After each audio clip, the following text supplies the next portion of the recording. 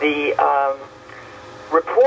the results were good enough so that the CIA maintained that funding for some 20 years. I mean, if they weren't getting results, you know, they would not have funded this.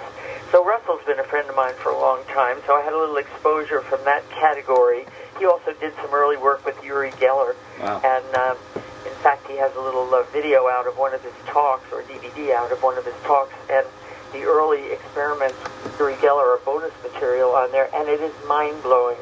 You see, you know, Uri Geller, I don't know if he's become a sort of a joke for making watches, you know, work that don't work, at bending spoons. I guess that's the most famous thing, bending spoons. Yeah. And, you know, it's been relegated again to that woo-woo category by many people. But if you saw what he was doing in these scientifically controlled experiments that Stanford Research did, it was not possible that he was doing those things. So, you know, I've had a little minimal exposure. I'll tell you the thing that got me most plugged into the kind of reason I'd be interested in the crop circles.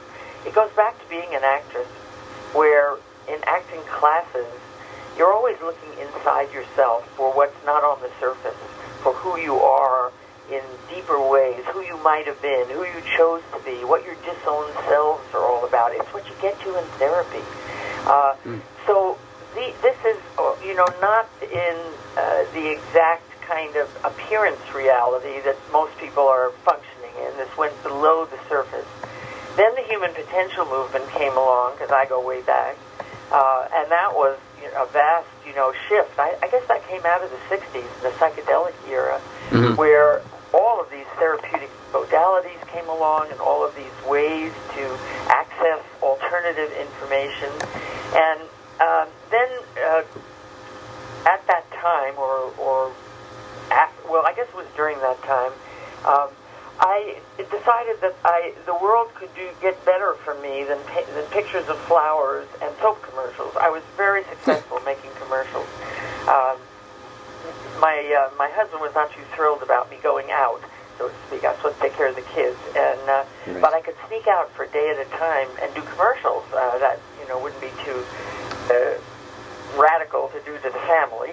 And so I became quite successful at that. But you know, at some point after I had all of this introspection and all of this self-awareness was upon me, and personal growth, and looking at how we think and how we think poorly about reality, right. I thought, oh, I've just got to be able to do something for this world.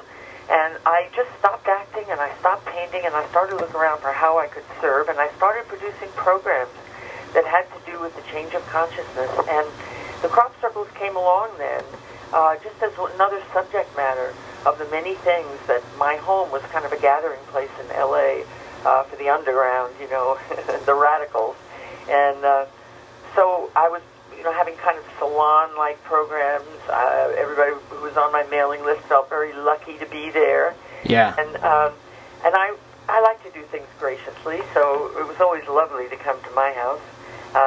And so when the crop circles came along, oh, this was another interesting thing that was outside the box, that was not conventional reality, that was not just the world of appearances.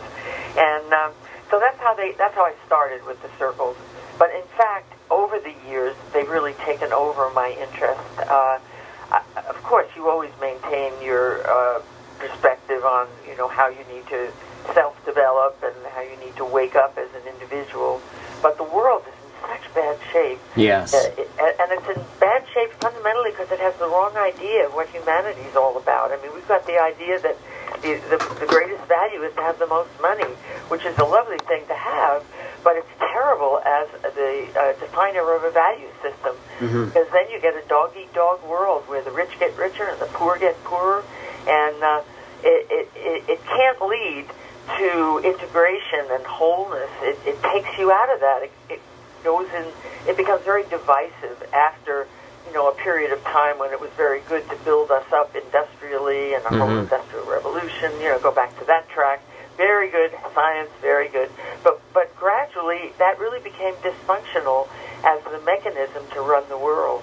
And we've just got to, you know, get back somehow to a more holistic, more compassionate way to run the world rather than financial way to run the world. And the circles, it seemed to me, were all the things I knew about, were the things that could really shift our fundamental worldview of who we think we are as the only intelligence in the universe, with this kind of sense of smug superiority.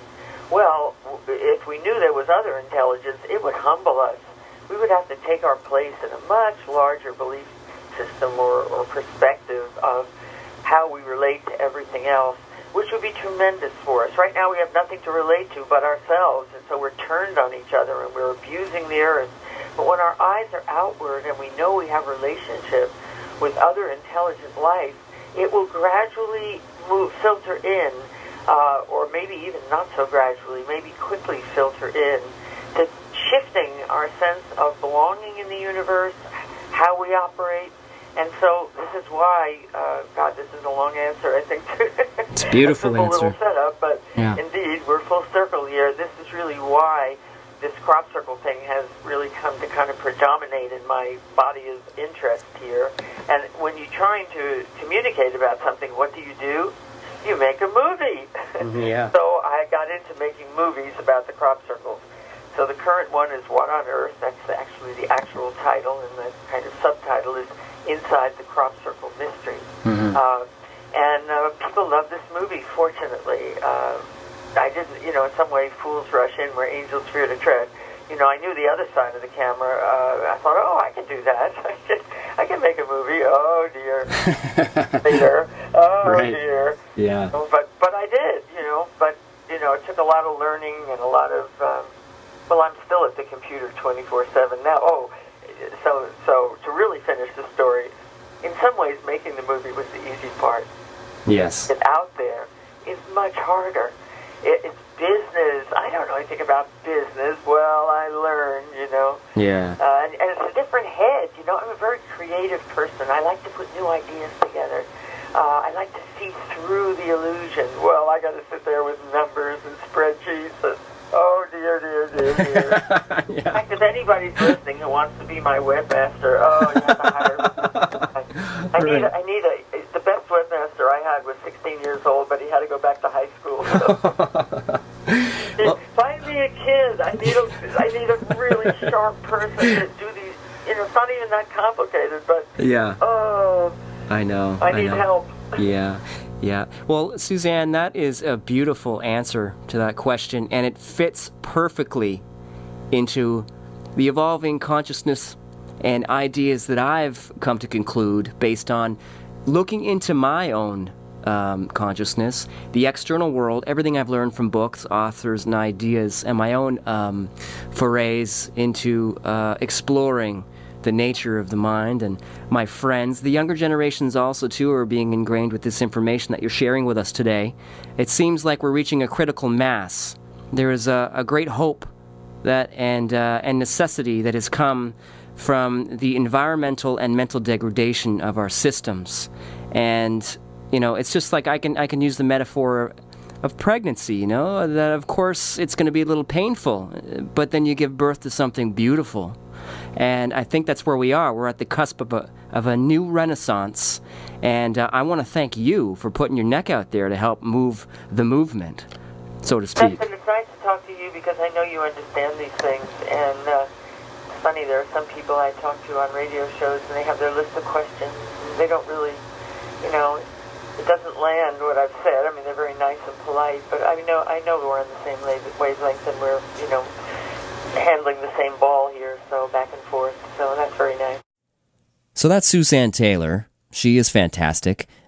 We had a wonderful interview and a really great time. We're going to take a really short break right now with a station identification break and a couple ads in here to promote our community and beyond, right here on UFR.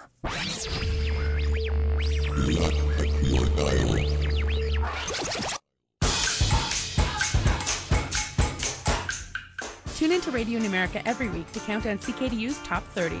Radio Numerica airs Mondays from 1:30 to 3:30 p.m. on CKDU 88.1 FM or online at ckdu.ca.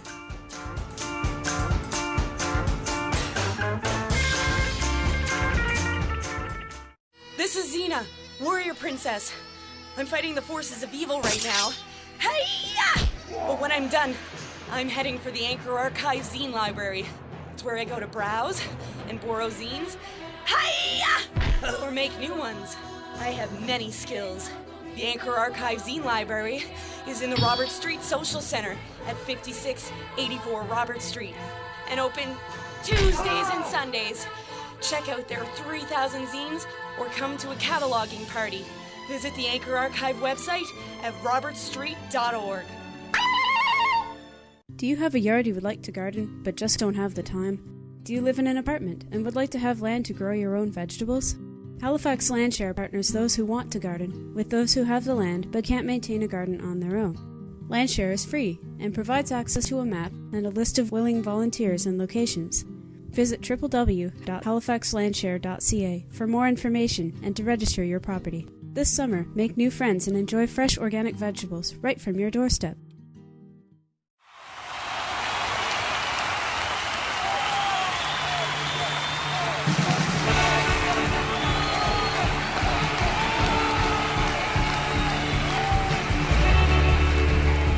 Need your local sports fix? Get it from Halifax's top sports news authority, Bill McLean, every Tuesday morning from 10:30 to 12, right here on CKDU 88.1 FM. It's the Bill McLean Sports Show. Let's go.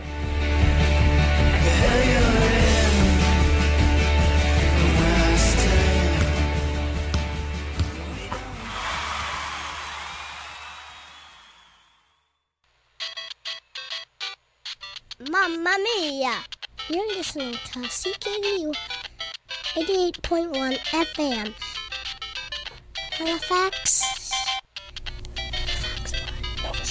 Halifax, Nova Scotia.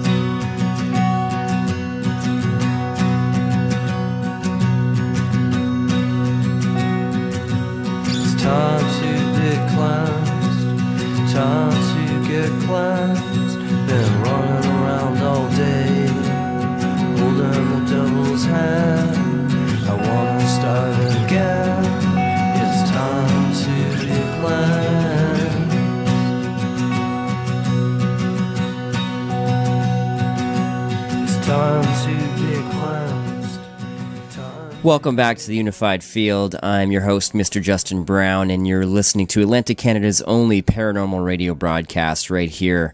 And this is the episode of the Suzanne Taylor interview, where we talk about crop circles and the latest happenings therein. And you just heard Husband and Knife, a local act here from Halifax, who I really, really love.